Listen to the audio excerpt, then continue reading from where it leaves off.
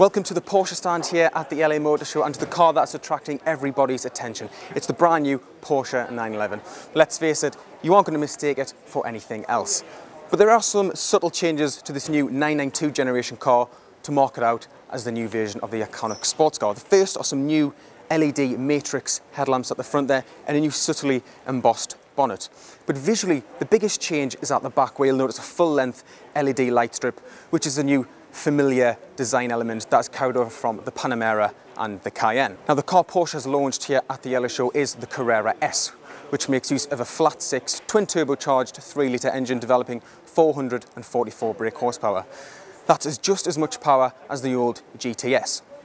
Now, as a Carrera 4, Porsche says this car will do 0 to 62 in 3.4 seconds if you spec the optional Sports Chrono Pack, which lowers the ride height by 20mm and adds in launch mode and adaptive dampers. Now, 3.4 seconds for a standard 911, not a GT car, that's absolutely outrageously quick.